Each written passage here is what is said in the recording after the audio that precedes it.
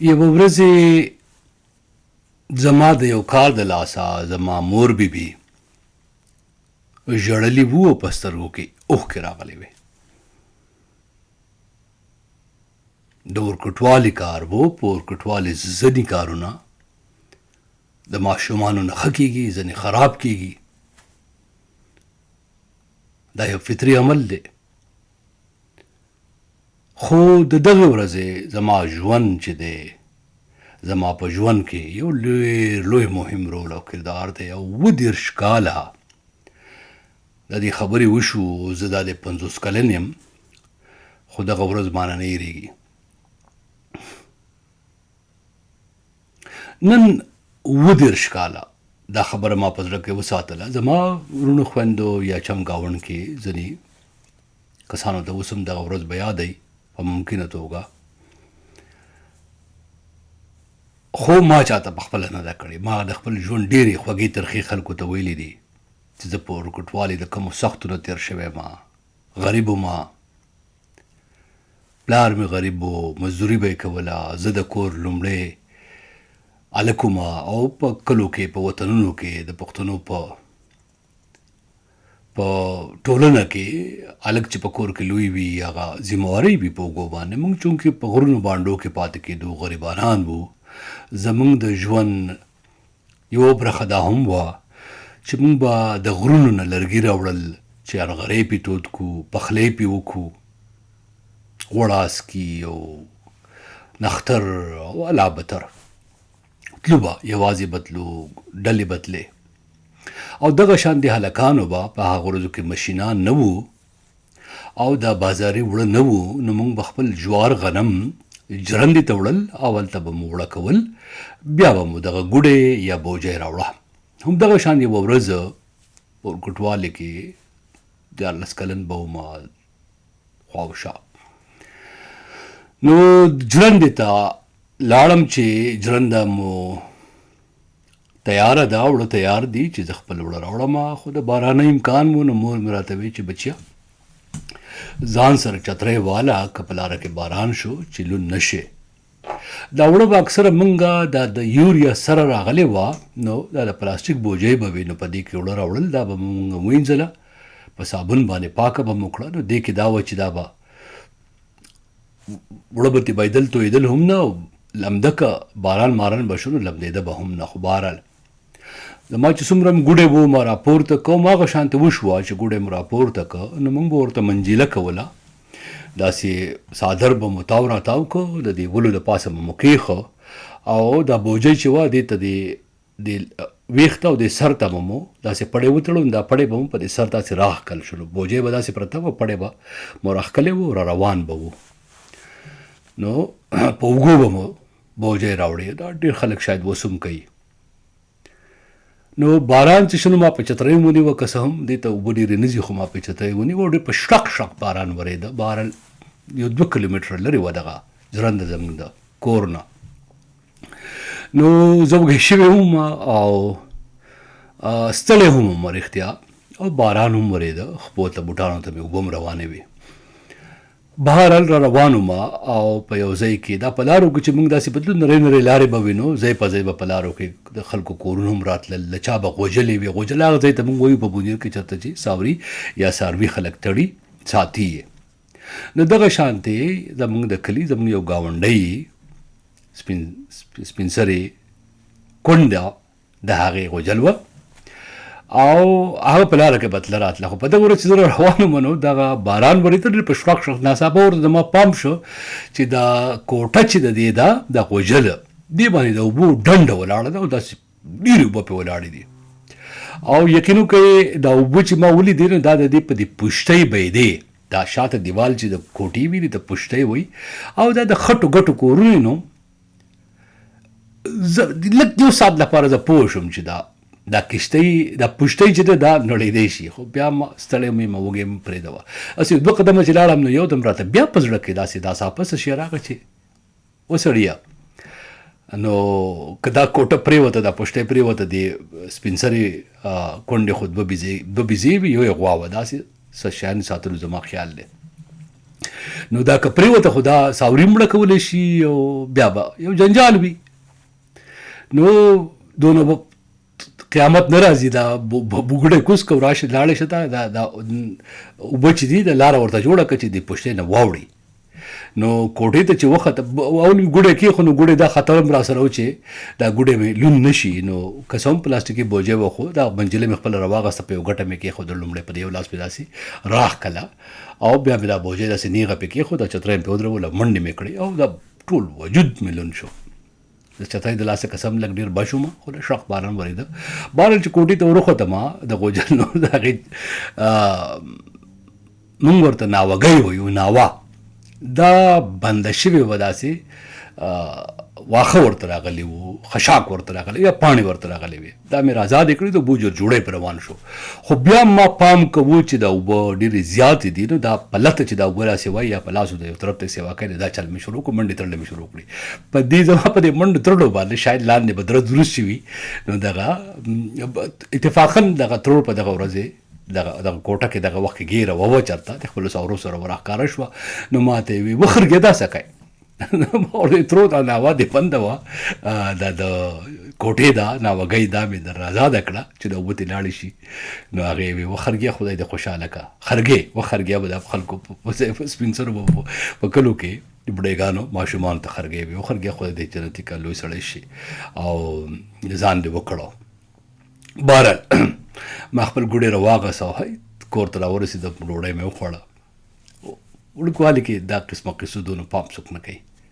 لاړم ماښامي کې ناوخته دغه بوډۍ چې خپله په کور ته راله خپل ځان یې دمه کړی دی، نو زمونږ کره داسې ماښامي کې راله لالټین یې په لاس کې و، لاسو کې یو کنډولې و او د جوارو ډوډۍ و. ما مور ته وی چې پلان کوي تاسو له مې ستا زوی له مې ماسته دغه راوړی د جوارو ډوډۍ راوړه. هغې ورته وی خوشحاله شي ولې د تکلیف وکړو خیر شه. نو هغې ورته قصه وکړه چې ستا زوی نن دغه شانتې زمونږ په پوشتې اوبه بهیدې، باران وشړه، خپل ګوډی واړو او راغې زما د کوټې ناوه ازاده کړه، اوبه یې پې خوشې کړې. زه احساساتي یا دا به نه وی ورته وړوکوالي دا خبرې دونه شاید د سړی ورته پام نه کوي. خوشحالېږي که مور پلار یې څوک صفت وکړي نو خوشحالېږي انسان خامخا خوشحاله. خو مور ته مې کتل چې د مور ریاکشن مې څه دی، د مور مې څه کوي. یقین وکړئ د مور په سترګو کې مې اوښکې وې داسې ملغلرې او ژړغونې وه. دا شاته زما په دې ځای کې تاسو وینئ بلا ټرافیز او بلا ایوارډونه او بلا جایزې په دې ژوند کې ما چې هر ځای مې کار کړی دی، هر اداره کې ما اخیستي د خپل کار په بنیاد باندې. او په دې وروستیو کې په امریکا غږ کې خو داسې کال نه دی تېر شوی چې ما به د اکسپشنل یا د غیر معمولي کارکردګۍ جایزه نه وي اخیستي، انعام به مې نه وي اخیستی او غټې غټې جایزې مې په دنیا کې اخیستي دي. لونګۍ خلکو را په سر کړي دي او سرټیفیکیټ یې او کالمونه او نظمونه او صفتونه وغیره وغیره. خو یقین وکړئ زما د مور په سترګو کې هغه دوه اوښکې د دنیا تر ټولو بېشبها ملغلرې دي او غمي دي او زما لپاره تر ټولو غټ انعام دی. او نن دا دی د 50 کالو په عمر کې په ژوند کې دا نه به یم چې ما ډېر لویه توره کړې ده، دا به ووایم چې ډېر زیات ستړي به مې تېرې کړي یو ډېر زیات وسوم کله دا سوچ کوم چې وسړیه تا په ژوند کې څه وکړل. مایوسه شم نو ما ته د مور هغه دوه اوښکې چې رایادې شي نو زه وایم نه داسې خو نه ده، داسې کار دې کړی و چې د مور د حج ته که نه ده بولې، ګران جامې که دې ورته نه دي اخیستي ځکه چې غریب وې، د سرو زرو ګوتې او کالي که نه دي ورته اخیستي. نو په سترګو کې دغه غمي چې د خوشحالۍ نه راغلي و د ویاړ نه، دا به د قیامت په ورځ خدای ته ودرېږي او ورته به وایي که دا زوی مې ډېر زیات ګناهګار دی خدای رانه دوزخ ته نشي لېږلی. بهرحال دا قصه مې تاسو ته ولې وکړه. نن مې په زړه ډېر غټ بوج و د دې قصې د کولو یو علت پیدا شو. نن مې یو داسې واقع ولیده چې روزانه کېږي خو زما ورته شاید پام نه وي یا به ورته پام وي خو دونه مې ونه دردی چې څونه چې نن ودردولم. زموږ د یو خوږ ملګري د یو ډېر دروند ملګري یو پوسټ باندې یو سړي ډېر بې حده زیات بدتمیزۍ سره د هغې ملګري توهین کړی و. نو د دې نه وروستو زه پریشانه کړم هغې بیا مې پام راغی چې یاره دا موږ چې د یو بل دومره زیات توهین کوو په ځانګړې توګه دا یوت زلمی کول چې دی دا ځای اوس خامخا واورئ دا قصه مې ستاسو دپاره وکړه او ډېر ضروري ځای به ستاسو ته وایم د ژوند دوه ټکي یو دا چې موږ په ژوند کې څه کړي دي او بل دا چې موږ په ژوند کې څه کولی شو نو د هغې وروسته مې په فیسبوک یو پوسټ وکړ چې ملګرو تاسو یوه کرښه ولیکئ چې تاسو په ژوند کې تاسو څه داسې کار کړی دی چې ملت ژبه وطن قام ټولنې ته مو څه ښېګړه رسولې وي او یقین وکړه ډېرو ملګرو ډېرو سنجیده سیاسي مشرانو شاعرانو ادیبانو دوستانو مخورزو شخصیتونو په ډېر زبردست ریسپانس راکړ په زرګونو په شمېره کې او لیکلي پې وکړل او خلکو خپل واقعات یاد کړل او مهم واقعات یاد کړل او دا ضروري خبر ده زه ډېر خوشحاله شم چې زموږ ملګرو څومره لوی لوی خدمتونه دي او څومره لوی لوی کارنامې دي زه خو هېڅ هم ځان نه ګڼم د هغو په مخ کې نو دا چې ما ولیدل البته ځینې خلکو نه دي کړي زما په 9 ملیون خواوشا فیسبوک ملګري به ټولو نه دي کړي ځینې به وخت نه لره ځینې به لیکل نه غوښتل ځینې ممکنه توګه دا سوچ کړی وي چې موږ داسې غټ کار نه دی کړی چې موږ د هغې ذکر وکړو نو یو ټکې دې ځای کې اوس زه وایم او دویم ټکي له بیا راځم چې کله موږ د چا ملګري په پوسټ باندې یا د هغه په کار باندې یا د هغه په عمل باندې کله نیوکه کوو که هر ځای کې وي که فیسبوک دی او که نه فیسبوک نه دی عام ژوند دی یا ټولنیز رسنۍ دي عام ژوند دی نو یوې لمحې له باید موږ د خپل ګریبان ته سر وردن نه کړو او سوچ وکړو چې یاره ما داسې څه کړي دي په خپل ژوند کې چې زه دا بل کس بېزته کوم شرموم یا پې دومره سخته نیوکه کوم ما داسې څه کارنامه کړې ده ما سوای د دې نه چې زه نیوکه وکړم او یا د دغه سړي دا کار چې کوم نیمګړتیاوې لري زه پې نیوکه لرم آیا زه د دې نه بهتر کولی شم په ژوند کې ځکه تاسو ته ما وویل چې یوه واقع داسې رایاده کړئ چې تاسو پې ویاړ کولی شئ تاسو ټولنې ته څه خدمت کړی وي نو د هغې نه وروسته ممکنه توګه تاسو چې کله بیا د بل کس په کار نیوکه کوئ د ملګري په کار نیوکه کوئ نو ممکنه توګه ستاسو نیوکه لږه نرمه وي لږه محتاطه وي حد نه پکې نه وتل یو مې په دې خاطر دا قصه تاسو ته وکړه دویمه مې په دې خاطر وکړله چې اکثره یوت چې دی زلمی کول چې دی زه اورم د خبریالتوب په دې دومره عمر کې نو اکثره دا دی چې زموږ مشران ډېر فاسد دي ډېر نالایقه دي کرپټ دي او هیڅ هم د ښېګړې او د وطن خدمت یې ونه کړ پرمختګ لپاره هیڅ هم ونه کړل او اکثره څوک شاعر نیم ملګری زه وینم دا جذباتي نظمونه لیکي چې یا به بل خدای پاک احمد شاه ابدالي را پیدا کوي او بادشاه خان به را پیدا کوي پښتنو کې هسې نه کېږي نو دغه ملګرو ته اوس دا وایم چې ګوره دا انتظار او دا تمه چې دا نه پوره کېږي بادشاه خان احمد شاه ابدالي بیرته بیا نه راځي یوه خبره دویمه دا ده که تاسو په دې نیت باندې کار نه کوئ او خدمت نه کوئ او خپله برخه نه ورکوئ چې تاسو کله یو منصب واخلئ کله وزیر جوړ شئ کله ولسمشر او جمهور رئیس جوړ شئ کله صدر جوړ شئ سینیټر او کانګرسمین جوړ شئ انجینیر او ډاکټر جوړ شئ د قوم او وطن خدمت نه کوئ نو داسې هم نه ده ممکنه توګه تاسو دغه ځای ته ورسئ وایي کوئ په ممکنه توګه تاسو ونه رسئ په ممکنه توګه تاسو یو کارخانه جوړه کوئ یو سکول جوړ کوئ یو یونیورسټي جوړه کوئ خو که دا مو ونه کړل نو نور هم بل داسې کارونه دي چې هغه دومره غټ نه لیدل کېږي هغه ډېر غټ امپیکټ لري ډېر په ټولنه باندې په معاشره باندې او د وطن په جوړولو کې ډېره غټه ونډه لري د چا د لارې نه غنې لرې کول د چا سره په لاره باندې بو جوړل چا ته اوبه ورکول د چا په ناروغه تن سره یو 2 دقیقې کېناستل او داسې وړې وړې خبرې بلها شی کېدی شي چې دا وطن جوړوي د وطن په جوړولو کې ونډه ده د ټولنې په پرمختګ کې او په ترقۍ کې دا ونډه ده او دا ټول موږ کوو پام مو ورته کله ناکله نه وي رښتیا درته ووایم یوازې د انتظار نه هم کار نه جوړېږي او یوازې په دې باندې هم نه کېږي چې موږ له به څوک بادشاه خان راځي او احمدشاه ابدالي به راځي او وطن به جوړوي دا وړې وړې کترې تاسو به دا اورېدلي چې یو کتره راجمع کېږي نو سمندر ته جوړېږي ته یقین وکړه زه نن هم سوچ وکړم که چېرې په دغه ورځ دا کار ما نه وی کړی او د دغې ګاونډۍ کونډې مشرې ښځې د دې کوټې دا ناوه ما نه وی ازاده کړی او دا پشتي را پرېوتی وی ممکنه توګه نه وي را پرېوتې، زه نه یم خبر.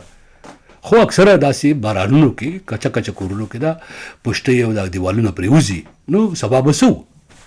د کلي خلک به بیا راټولېده، دیوال به یې جوړه، عشرې به یې کولې، چا به کبیزه پکې مړه شوې وې، چا به چنده کوله وغیره وغیره، او دې بوډۍ غریبې به ژړل او تکلیف و.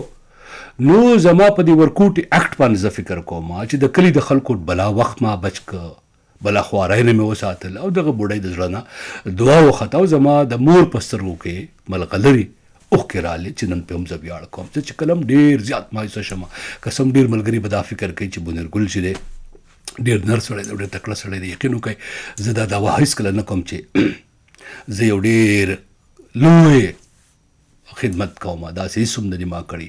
البته د دغې ورځ دغه واقع ما ته رایادېږي. زه چې کله هم ډېر مایوسه شم نو زه هم بنیریا که څه دې هم نه دي کړي، د خپلې مور په سترګو کې دغه دوه ملغلرې د ویاړ وکړي چې وي دا ستا د ډېره لویه جایزه ده. ژوند ته مې بیا هڅوي، مایوسۍ ته مې نه پرېږدي. ستاسو د مور په سترګو کې ستاسو عزت، او ستاسو د پلار په سترګو کې ستاسو عزت، یا ستاسو د لور په سترګو کې ستاسو عزت، یا ستاسو په خپلو که څوک هم درته صفت ونه کړي، څوک مو ونه ستایي، خدای نه هم دا تمه نه لرئ، نو کم سے کم دومره خو به خامخا یقین لرئ چې په ژوند کې مو داسې یو ورکوټی کار کړی وي کوم چې ورکوټی نه دی. زما په حساب سره هره قصه، هره واقع لویه ده او غټه ده، خو موږ ورته داسې پام نه کوو. نو کم سے کم دا خپل ضمیر خو به مطمئن وي، د خپل زړه ته د ګریوان ته چې کله سر وردن نه کوي، نو یوه تسلي به مو په ژوند کې وي چې په ژوند کې مې یو کار داسې کړی و چې ستاسو روح پې ملامته نه دی، ستاسو ضمیر پې ملامته نه دی، او ستاسو زړه پې ډاډه دی. دا قصه ما دې له نه کوله چې څوک دې ماته ټینکر ووایي، څوک دې ماته فلاسفر ووایي، څوک دې ماته انفلوئنسر ووایي. یقین وکئ نن ډېر سخت غمجن وم، په زړه مې ډېر بد بوج و. زه چې دا رویه وینم، یوازې دا نه چې زه خو رښتیا اخره ملګرو ته وایم چې ما ته څوک څه وایي، زه اوس شاک پروف شوی یم، خو دا د مشرانو ته، دا د دوستانو ته، دا د مخالفینو ته چې په کومه لهجه کې موږ دا نیوکې کوو، بد رد وایو، بدتمیزۍ کوو، سپکې سپورې وایو، نو په دې خاطر وایو چې زموږ په نزد باندې دا خو هغه کار چې دی هغه نیمګړی وي، کمزوری وي، ناسمه وي. نو مونږ دا قصه ما دې وکړه چې مونږ په ژوند کې داسې څه کړي دي چې په هغې باندې موږ ویاړ کوو چې موږ په بل باندې دومره سخته نیوکه کوو. یا که د دغه سړي دغه کار دونه خراب او نیمګړی دی، نو که تاسو له څوک دغه کار درکړي، موږ یې راکړي یوت ته، په ځانګړې توګه زلمو ته دا وایم، هلکانو ته او جنکو ټولو ته، نو تاسو یې ګویا د هغې نښه کولی شئ. ژاړم هم نه، او دغه چې کوم دی دا اوښکې هم نه رابهومه، او ډرامه هم نه کومه.